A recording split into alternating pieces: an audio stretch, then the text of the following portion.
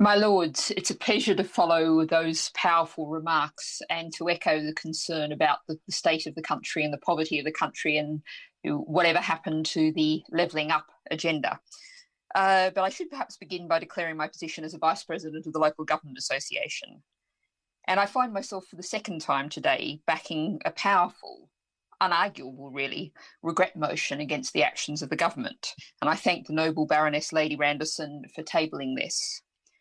I don't see how any reasonable person could not regret the situations of the communities who've had these inland border facilities dumped on them without notice or control or any hope of having control over what happens in them, facilities that are going to transform their lives and environment.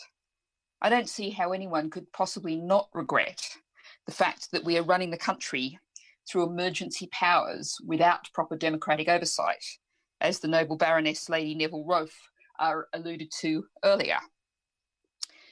Now, there's been some debate, some discussion during this motion about what's happening on our borders. And I'll go to an independent source, Bloomberg Supply Lines, quoting the logistics platform Transporion, saying that freight volumes from the UK to the EU were down 25% last week from the same period a year on year ago.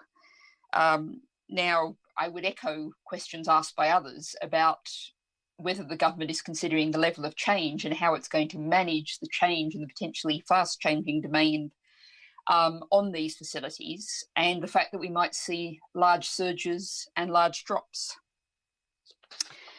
However, I thought I'd focus on four questions, or set of questions, for the noble lady, the Minister. And the first one is one that's really been nagging away at me ever since the end of last year, really.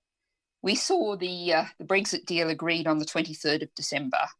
And on the 30th of December, both houses of Parliament met for a single day to debate it, an enormous, dense document of great complexity. And of course, the following day, we saw residents in villages in Whitfield and Guston receiving letters telling them about what's happening with these inland customs facilities. So it's a question about the timing. Did the government plan such timing to avoid democratic scrutiny and oversight, or was it simply mismanagement? Now, as we heard, next set of questions. About the people in those villages. Will those people in those villages, and I'm thinking here particularly of one reported by The Guardian, a parent of a disabled child who'd just taken out a 5-year mortgage on the home, and because of the peace and quiet of the vicinity, will the residents affected by all of these facilities right around the land, will they be fully compensated, given the option of being bought out for all of their financial costs, all of their moving costs, given that these are being dumped on them by the national government without any control by them? And then my final set of questions really pick up from what the noble Lord Bradshaw said. The question about who will run these sites. Will these be run by outsourced minimum wage workers under contracts, by contractors? There's obviously going to be great concerns about the impact of air pollution and litter. How will those issues be monitored? These are questions I really hope can be answered today, or perhaps the noble lady can answer later by letter. Thank you very much, my lord.